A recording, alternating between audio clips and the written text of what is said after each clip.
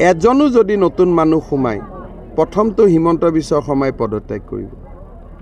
যদি অসমত এজনো নতুন মানুহ সোমায় NRCত নাম আবেদন কৰি নাম নোহোৱা মানুহকেইজনক বাদ দি এজনো যদি নতুন মানুহ সোমায় প্ৰথম মোৰে গ্যাৰেণ্টি, কাৰণ মইতো এখন অসমৰে সন্তান।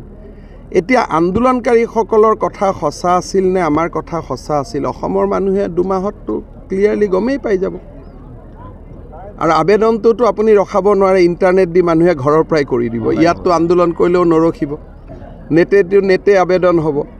এই দুই এদিনৰ পিছতে সকলোৱে ৰাইজৰ কখতিশীলত থিয় হ'ব নালাগিব জানো? গতিকে আজি ইমান দিনে মই 5 শ্বহীদৰ কথাত মনে মনে আছোঁ, কিন্তু 5 শ্বহীদৰ মৃত্যুৰ কাৰণ কোন তাৰ কথা অসমৰ মানুহে দুদিন পিছতে গম পাব। ডাটাটোতো স্যাৰ ট্ৰান্সপাৰেন্ট হ'ব। ডাটাটোতো এনেকৈ ওলাই যাব। আপুনিতো যেনেকৈ আমি মাটিৰ পট্টা দিওঁ যে বসুন্ধৰা 2,30,000 মাটিৰ পট্টা দিলোঁ, তেনেকৈতো নাগৰিকত্বৰ প্ৰমাণ দিব, চাৰ্টিফিকেট দিব, দিলে ডাটাটো ওলাই যাব। এই যে ইমান দিন 20 লাখ 25 লাখ কিছুমানেতো আবেগত কৌটিও কৈ দিয়ে, আৰু এজনো নতুন মানুহ সোমাব নোৱাৰে তাৰ গ্যাৰেণ্টি মই আছোঁ।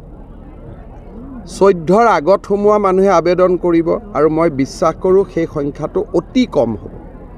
অসমত কোনো এইটো চিন্তাৰ কোনো কাৰণেই নাই।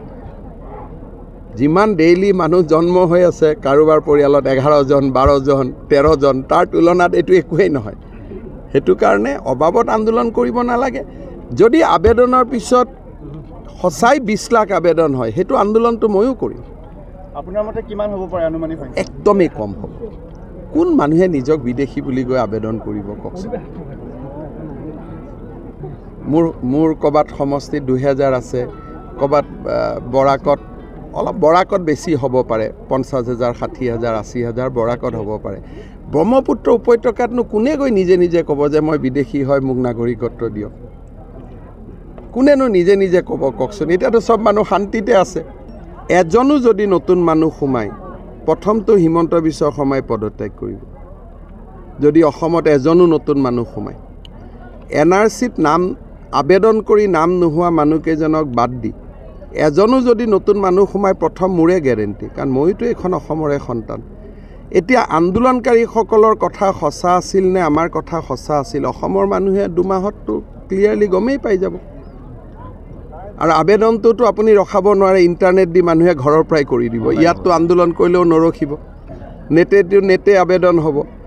এই দুই এদিনৰ পিছতে সকলোৱে ৰাইজৰ কখতিশীলত থিয় হ'ব নালাগিব জানো? গতিকে আজি ইমান দিনে মই 5 শ্বহীদৰ কথাত মনে মনে আছোঁ, কিন্তু 5 শ্বহীদৰ মৃত্যুৰ কাৰণ কোন তাৰ কথা অসমৰ মানুহে দুদিন পিছতে গম পাব। ডাটাটোতো স্যাৰ ট্ৰান্সপাৰেন্ট হ'ব। ডাটাটোতো এনেকৈ ওলাই যাব। আপুনিতো যেনেকৈ আমি মাটিৰ পট্টা দিওঁ যে বসুন্ধৰা 2,30,000 মাটিৰ পট্টা দিলোঁ, তেনেকৈতো নাগৰিকত্বৰ প্ৰমাণ দিব, চাৰ্টিফিকেট দিব, দিলে ডাটাটো ওলাই যাব। এই যে ইমান দিন 20 লাখ 25 লাখ কিছুমানেতো আবেগত কৌটিও কৈ দিয়ে, আৰু এজনো নতুন মানুহ সোমাব নোৱাৰে তাৰ গ্যাৰেণ্টি মই আছোঁ। 14ৰ আগত সোমোৱা মানুহে আবেদন কৰিব, আৰু মই বিশ্বাস কৰোঁ সেই সংখ্যাটো অতি কম হ'ব। অসমত কোনো এইটো চিন্তাৰ কোনো কাৰণেই নাই। যিমান ডেইলি মানুহ জন্ম হৈ আছে কাৰোবাৰ পৰিয়ালত 11জন 12জন 13জন, তাৰ তুলনাত এইটো একোৱেই নহয়। সেইটো কাৰণে অবাবত আন্দোলন কৰিব নালাগে। যদি আবেদনৰ পিছত সঁচাই 20 লাখ আবেদন হয় সেইটো আন্দোলনটো ময়ো কৰিম। আপোনাৰ মতে কিমান হ'ব পাৰে আনুমানিক সংখ্যা? একদমেই কম হ'ব। কোন মানুহে নিজক বিদেশী বুলি গৈ আবেদন কৰিব কওকচোন? মোৰ ক'ৰবাত সমষ্টিত 2000 আছে, ক'ৰবাত বৰাকত বেছি হ'ব পাৰে, 50,000 60,000 80,000 বৰাকত হ'ব পাৰে। ব্ৰহ্মপুত্ৰ উপত্যকাতনো কোনে গৈ নিজে নিজে ক'ব যে মই বিদেশী হয় মোক নাগৰিকত্ব দিয়ক?